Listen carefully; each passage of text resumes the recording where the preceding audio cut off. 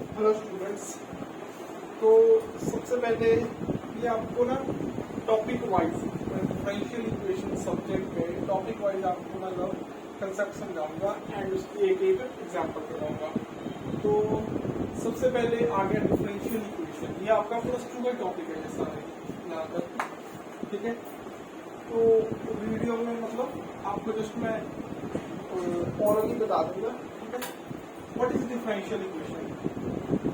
any equation containing any equations, ठीक है, उसको मैंने फंक्शंस की फॉर्म में लिख दिया, containing independent variable x, dependent variable y, मतलब any equation containing independent variable, dependent variable and all its differential coefficient। अब differential coefficient में किसे बोल रहा हूँ?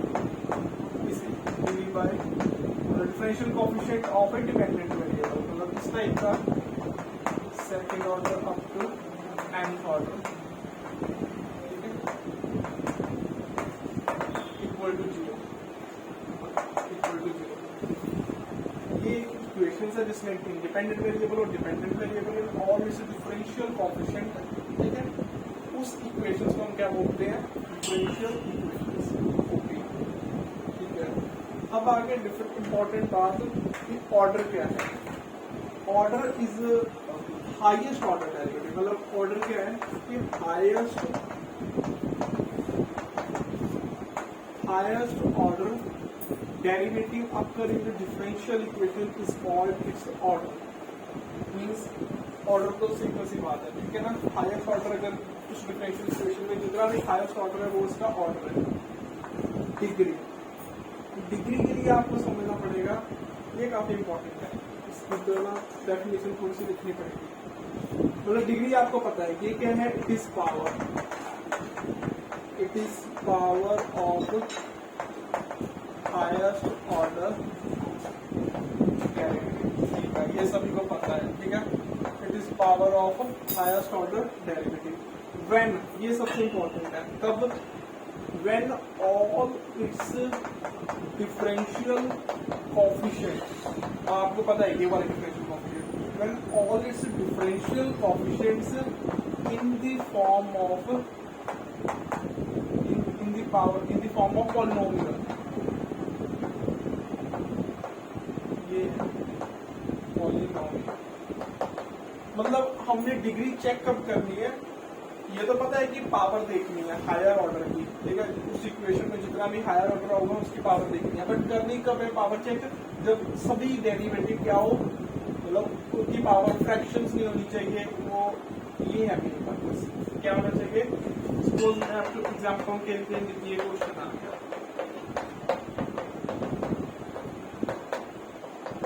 अब ये देखो, इस डिफरेंशियल इक्वेशन में, ठीक है, हायर ऑर्डर डेरिवेटिव क्या है? ये, और उसकी पावर कब चेक करनी है? जब सभी डेरिवेटिव, अब ये पता है ना इसकी पावर 2/3 है, मैंने तो इसको क्या करो, इसकी फ्रैक्शंस रिमूव करो। मेन ये होता है कि when all its differential coefficients are free from the radical or fractions। अगर मैं इसकी पावर क्या करूंगा? 3। तो अब ये ठीक है, अब ऑर्डर 2 आ गया, डिग्री भी क्या आ गई? 3। ये डिफरेंशियल इक्वेशन, ठीक है, ऑर्डर भी क्लियर है, डिग्री भी क्लियर है।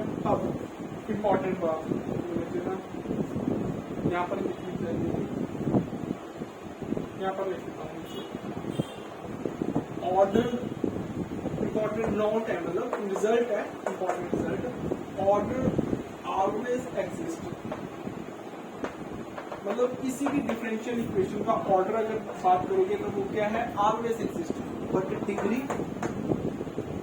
डिग्री क्या हो गया? मे और मे नॉट एग्जिस्ट,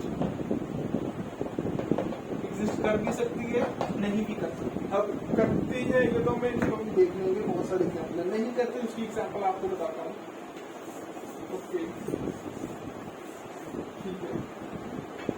अब ऐसी डिफरेंशियल इक्वेशन, ठीक है, जिसकी डिग्री एग्जिस्ट नहीं करती, मीन्स जो उसकी डिफरेंशियल कोएफिशिएंट है उसको पॉलिनोमियल में नहीं लिखा जाएगा, ठीक है, नहीं लिख पाएंगे हम। जैसे ये देखो, साइन के अंदर dv/dx पड़ा है, ठीक है। अब मतलब इस टाइप की डिफरेंशियल इक्वेशन है, ठीक है। अब ऐसे तो है नहीं कि आप ऐसे कर सको, sine inverse x plus y, ठीक है ना। अगर ये पढ़ा है फिर तो ठीक है, अगर ऐसे है फिर भी आप मतलब कर सकते, ठीक है। अब इस टाइप की डिफरेंशियल इक्वेशन है, ठीक है। इस टाइप की डिफरेंशियल इक्वेशन की डिग्री नहीं एग्जिस्ट करती, डज नॉट एग्जिस्ट, ठीक है। इसकी सीरीज सोल्यूशन नहीं बनता है, आपने भी पढ़ा नहीं है साइन थीटा की ना टेलर एक्सपेंशन होती है, टेलर मैक्सिमम एक्सपेंशन, मतलब इसकी डिग्री एग्जिस्ट नहीं करती, ठीक है। और भी बहुत सारे एग्जांपल, अगर ये कॉस के अंदर पढ़ा हो ई की, जैसे ये ले लो ई की power double del square equal to y plus x, ठीक है। मैं कुछ भी साथ में, बट इसको भी मैं चेंज कर सकता ना, इसको पॉलिनोमियल की फॉर्म में नहीं लिख सकता। तो ऐसी डिफरेंशियल इक्वेशन जिसमें डिफरेंशियल कोएफिशिएंट को पॉलिनोमियल में ना लिखा जाए, जिसकी डिग्री एग्जिस्ट नहीं करती, ठीक है। अब आपका हो गया डिफरेंशियल इक्वेशन क्या है, ऑर्डर क्या होता है, डिग्री, ठीक है। अब आ गया मेन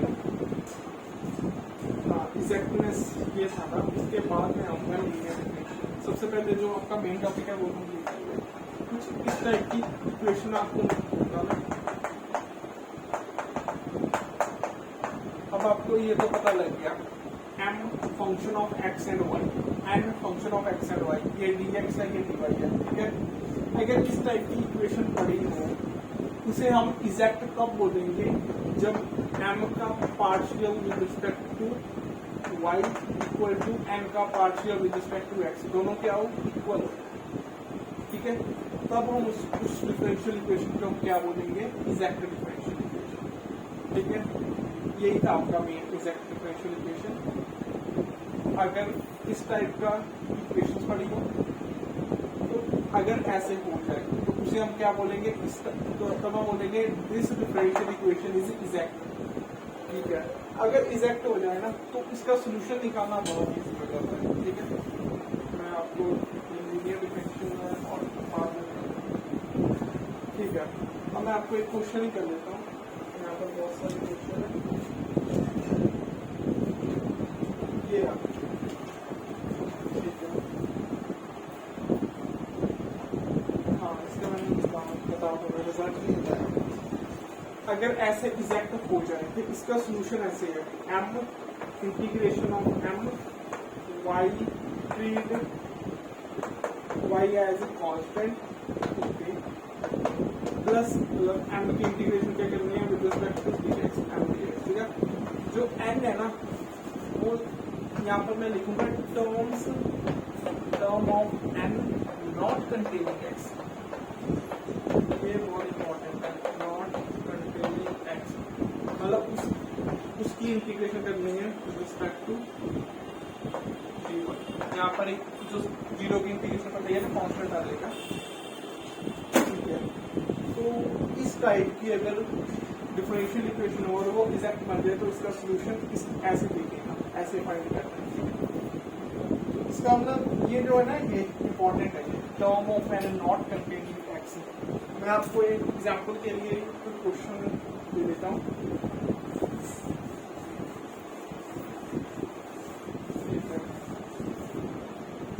ये ले लेते हैं एग्जांपल के लिए, 1 प्लस e की power x upon x, x 1 minus x upon y dy equal to 0, ठीक है। अब ये देखो एग्जैक्टली हमें क्या देखना है, इसका partial with respect to y, इसका partial with respect to x।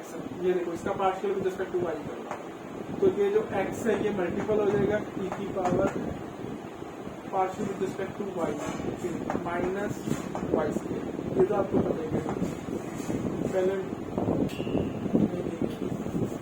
इसका डेरिवेटिव करूंगा, 1 का 0 आ गया, इसका डेरिवेटिव आ गया x e की power x upon y into, अब जो इसका डेरिवेटिव है ना 1 अपॉन y का, इसका क्या डेरिवेटिव था, इसका डेरिवेटिव था x अपॉन y स्क्वायर, मतलब ये था डेरिवेटिव, ठीक है। इक्वल टू, ये देखना हमने चेक करना है कि है भी कि नहीं, इसका partial with respect to x। तो पहले मैंने इसका डेरिवेटिव किया, क्या आ गया 1 अपॉन y e की पावर x अपॉन y, ठीक है। अब ये साथ में एज इट प्लस अब e की power x upon y as it, इसका डेरिवेटिव क्या आ गया विद रिस्पेक्ट टू x, तो यही आ गया माइनस 1 अपॉन वाई। अब इसकी कटिंग होगी, ये देखो e की पावर x अपॉन वाई, मतलब ये तो कटिंग पूरी, ये वाली टर्म और ये वाली कटिंग हो गई, बचा क्या मेरे पास minus x upon y e की power x upon y, same ही है। मतलब हमने चेक किया, इसका लेफ्ट हैंड साइड हमने पार्शियल ये निकाला, partial m with respect to y, right hand side हमने निकाला partial m with respect to x, दोनों के आगे इक्वल, तो इसका सोल्यूशन निकालना है। ठीक है, अब ये देखो इसको इंटीग्रेट करना है, treat as a y as a constant, तो पहले तो 1 की इंटीग्रेशन क्या होगी एक्स, इसकी इंटीग्रेशन e की पावर, इसे ऐसे समझो ना कि e की power y as a constant है, a x है, इसकी इंटीग्रेशन आप क्या निकालते हो e की पावर, ये निकालते हैं e की पावर ax अपॉन a, तो क्या आ जाएगा मतलब y ऊपर आ जाएगा 1 अपॉन y प्लस ये सबसे इंपॉर्टेंट है नॉट कंटेनिंग x। ये देखो फर्स्ट टर्म में भी x है, इसको मल्टीप्लाई करेंगे इसमें भी x मल्टीपल है और पावर में भी है, ठीक है। तो यहाँ पर क्या आ जाएगा, कोई टर्म नहीं है तो 0 आ जाएगा इक्वल टू सी, बस यही इसका सोल्यूशन आ गया x प्लस वाई e की पावर x अपॉन वाई, बहुत इजी, ठीक है। मतलब ये एक टाइप है क्वेश्चन की, ऐसे बहुत सारे क्वेश्चन हैं। अब जैसे मैंने ये लिखा था ना नॉट कंटेनिंग एक्स, कोई टर्म नहीं आई, सपोज ऐसे देखो एक क्वेश्चन कर लेते हैं, मतलब मैं जस्ट एन टर्म डिस्कस कर रहा हूँ, सपोज ऐसी हो एन टर्म e की पावर x प्लस वाई, या ऐसी हो an terms x plus y. अब इसका फर्स्ट टर्म में x है तो इसे नहीं लेना, बट इसे तो मैं ले सकता हूँ ना, ठीक है। अब इसकी इंटीग्रेशन करना, ये आपको पता है ये ऐसे बन जाएगी, तो टर्म में x तो है ना, तो कुछ नहीं लेना, यहाँ पर 0 आ जाएगा, ठीक है। मतलब ये आपको पता लग गया term not term of n, वो एन की वो टर्म्स लेनी है जिसमें x कंटेन ना हो, मल्टीपल्स में या कैसे भी, ठीक है। ये हो गया आपका इफेक्टिव डिफरेंशियल इक्वेशन वाला टॉपिक आपका क्लियर हो गया, ठीक है। अब हम आगे करेंगे होमोजेनियस डिफरेंशियल इक्वेशन।